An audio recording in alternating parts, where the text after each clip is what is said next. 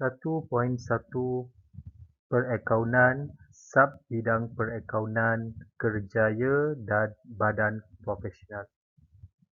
Baik, yang pertama kita akan tengok perbezaan antara simpan kira dan juga perakaunan. Baik, kita pergi dulu kepada simpan kira. Okey, simpan kira hanyalah melibatkan proses merekod sahaja. Okey, simpan kira dia hanya melibatkan proses merekod, manakala bidang perakaunan adalah bidang yang lebih luas, yang mana ianya meliputi mengenal pasti, merekod, mentafsir, menganalisis dan juga melaporkan laporan kewangan. Tujuan laporan ini dibuat adalah untuk membantu pihak pengurusan membuat keputusan di dalam perniagaan. Jadi, bagi beza antara simpan kira dan perakaunan, simpan kira juga merupakan salah satu proses dalam perakaunan yang mana simpan kira hanya melibatkan proses merekod sahaja. Okey. Okey, seterusnya adalah kitaran perakaunan. Okey, kitaran perakaunan merupakan tata cara penyediaan rekod perakaunan yang bermula daripada dokumen perniagaan dan berakhir dengan penyata. Dia berakhir dengan penyata kewangan. Baik. Apa itu dokumen perniagaan? Dokumen perniagaan merupakan bukti bertulis bahawa sesuatu urus niaga itu telah berlaku. Okey, bukti bertulis. Contohnya, kalau awak beli barang di kedai, apa bukti yang awak telah buat urus niaga di kedai tersebut? Okay, biasanya kedai yang kita sebut sebagai resit. Kan? So, resit merupakan salah satu dokumen perniagaan. Okay, bukti bertulis bahawa urus niaga itu telah berlaku. Baik, kitaran perakaunan yang kedua adalah buku catatan pertama. Okay, selepas perniagaan menerima dokumen-dokumen perniagaan, dokumen tersebut perlu direkod dalam buku catatan pertama. Yang mana dalam buku catatan pertama ni terdiri daripada jurnal dan juga buku tunai. Okey, ini kita akan belajar nanti. Jurnal dia ada dua pula nanti. Jurnal am dan juga jurnal khas. Jurnal khas dia ada 4 pula nanti. So ini nanti kita akan belajar. Baik, jadi buku catatan pertama ni kita akan rekod urus niaga hasil daripada dokumen perniagaan tadi. Baik, yang ketiga adalah ledger. Okay, selepas rekod dalam buku catatan pertama, okay, maklumat tersebut adalah dipostkan ke ledger. Yang mana dalam ledger ni, semua yang dicatat dalam buku catatan pertama, kita akan rekod dalam akaun berbentuk T. Akaun yang berbentuk T ni, okay, kita ada dua bahagian nanti. Okay, sebelah kiri kita sebut sebagai debit, sebelah kanan kita tulis sebagai kredit. Jadi semua maklumat yang ada dalam buku catatan pertama kita akan buat ledger. Baik, selepas ledger. Selepas kita siap menyediakan ledger, kita tutup ledger-ledger tersebut. Kemudian kita akan sediakan imbangan duga. Kitaran yang keempat adalah imbangan duga. Yang mana imbangan duga ni tujuan disediakan adalah untuk menyemak adakah ledger yang kita buat tadi itu adalah betul ataupun salah. So dekat sini nanti kita akan tahu. Imbangan duga juga berbentuk T. Kita akan tahu sama ada ledger yang dibuat itu mengikut sistem catatan bergu ataupun tidak. Imbangan duga yang betul, angka di sebelah debit dia mesti sama dengan di sebelah kredit. Imbangan duga. Baik, yang kelima adalah pelarasan. Selepas buat imbangan duga. Pelarasan ini dibuat biasanya dibuat pada tarikh imbangan dalam jurnal am dan juga ledger. Biasanya pelarasan ini dibuat sekiranya ada pelarasan terhadap hasil dan juga belanja perniagaan. Okey, kalau ada berlaku susut nilai, kalau ada peruntukan hutang ragu dan juga jika ada ketinggalan catatan, kita perlu buat pelarasan. Baik, selepas buat pelarasan, yang keenam, kita akan sediakan semula imbangan duga terselaras, untuk menyemak ketepatan catatan kita. Yang ketujuh adalah catatan penutup. Kita akan tutup semua jurnal, dan juga akaun-akaun yang terlibat. Dan akhir sekali adalah penyata kewangan. Ini adalah proses yang terakhir, proses penyata kewangan, yang mana dalam penyata kewangan kita akan sediakan akaun perdagangan untung rugi dan juga penyata kedudukan kewangan. So dalam penyata kewangan inilah laporan akan dikeluarkan sama ada perniagaan itu mendapat untung ataupun mendapat rugi. Jadi ini adalah proses ataupun kitaran perakaunan yang diguna pakai sekarang lah. Dan dalam tajuk tingkatan 4, apa yang kita nak belajar dalam tingkatan 4 sebenarnya adalah kitaran perakaunan ini sahaja. Kita akan bermula dengan dokumen perniagaan. Kita akan belajar buku catatan pertama, ledger, imbangan duga, pelarasan. Sampailah hujung tahun nanti kita boleh buat penyata kewangan.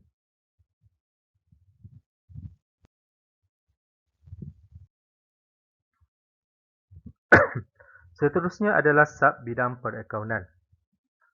Sebenarnya bidang perakaunan ini adalah bidang yang luas.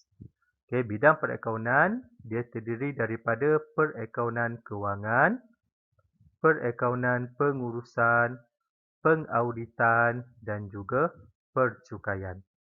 Bidang perakaunan adalah bidang yang menyediakan penyata kewangan. Dia menyediakan penyata kewangan. Biasanya yang menyediakan penyata kewangan ni adalah accountant lah. Accountant. Baik, yang kedua adalah bidang pengurusan, perakaunan pengurusan. Bidang perakaunan pengurusan ni adalah bidang yang membuat kawalan, kawalan di dalam perniagaan. Mereka juga adalah yang membuat perancangan dan juga mereka juga adalah yang melibat dalam pengurusan. Baik. Yang ketiga adalah bidang pengauditan. Bidang pengauditan ni adalah merangkumi bidang kerja memeriksa dan juga mengesahkan rekod kewangan. Mengesahkan rekod kewangan. Bidang audit ni. Dia akan pergi ke perniagaan, dia akan semak adakah perniagaan tersebut, penyata kewangan yang dikeluarkan oleh perniagaan tersebut adalah betul atau salah. Ini audit. Yang terakhir adalah bidang percukaian. Ini akan menguruskan hal-hal yang berkaitan dengan cukai. Jadi kalau awak tengok, bidang perakaunan ni adalah bidang yang luas sebenarnya. Dia adalah bidang yang lebih luas. Sama juga dalam bidang perubatan kan. Kalau bidang perubatan, dia ada pakar gigi, kanak-kanak, bedah dan sebagainya. Dia bidang dia luas. Dia sama juga dengan bidang perakaunan ni, dia luas.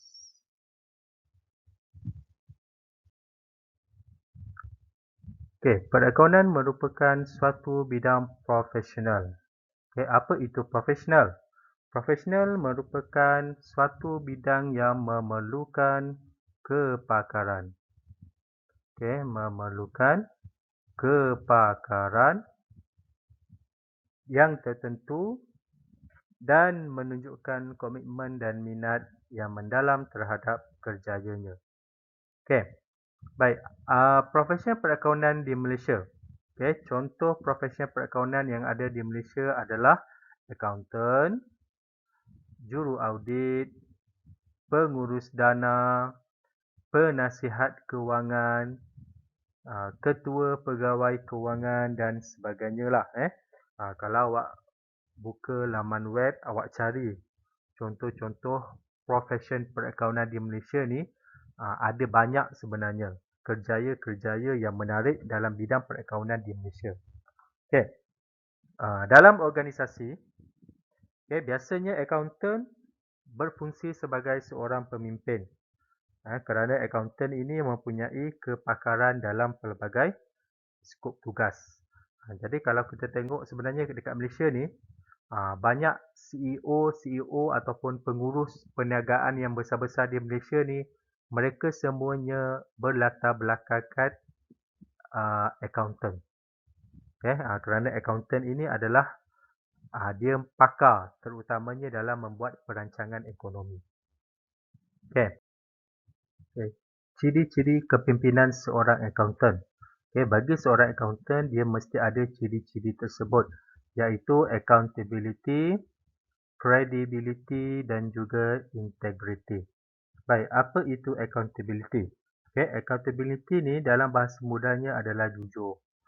Seseorang akaunten dalam menyediakan pelaporan kewangan, dia mestilah jujur terhadap semua pihak.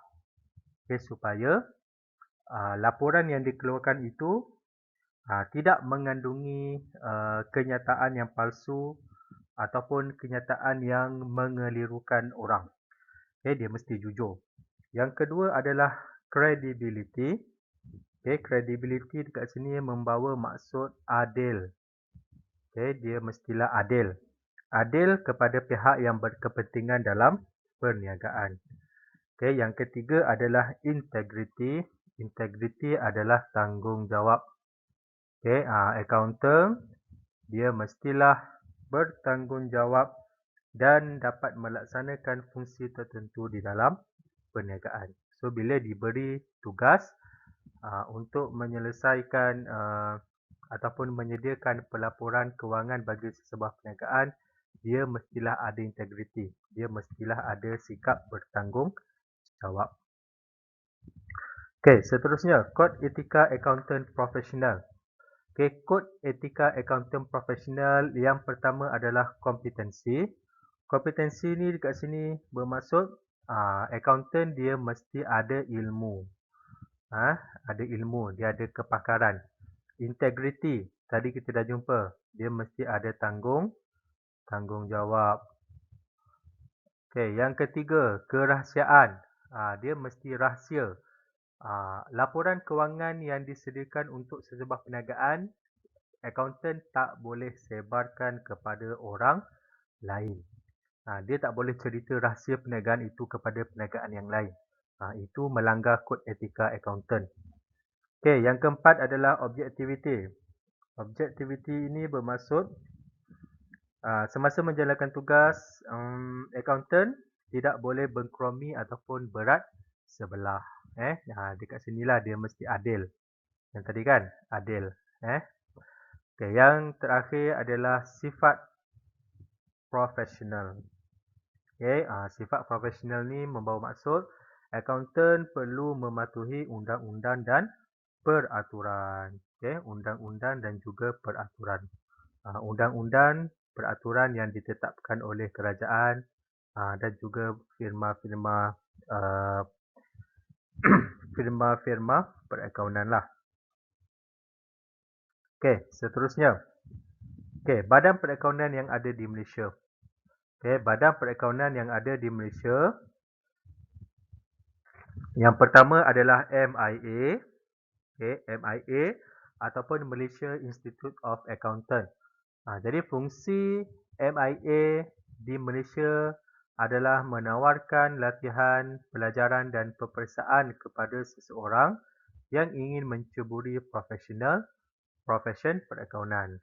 Jadi dalam Malaysia ni, sesiapa yang ingin menjadi akaunten yang bertauliah ataupun yang terlibat dalam bidang perakaunan ini, dia mesti berdaftar dengan MIA.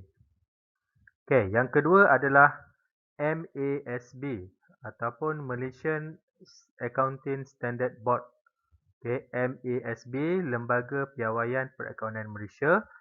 Tujuan penubuhan ini adalah untuk menerbitkan piawaian perakaunan di di Malaysia. Menyemak dan membaiki piawaian perekonomian di Malaysia, memberi nasihat, menentukan keperluan minimum dan garis panduan dalam penyediaan laporan kewangan. Jadi bila sebut MASB ni, fokus utama dia adalah menjaga piawaian perekonomian di Malaysia. Okey, yang ketiga adalah MIPA, ataupun Malaysian Institute of Certified Public Accountant, MICPA. Institut Akaunten Awam Bertauliah Malaysia. Fungsi dia memajukan profesion perekonomian melalui latihan dan peperiksaan. Jadi akaunten yang bertauliah di Malaysia, mereka akan berada di bawah MICPA. Siapa yang nak sambung pelajaran dalam perekonomian dan cita-citanya untuk menjadi seorang akaunten yang bertauliah, dia boleh dia boleh mendapat kemahiran di MICPA ni. Okey.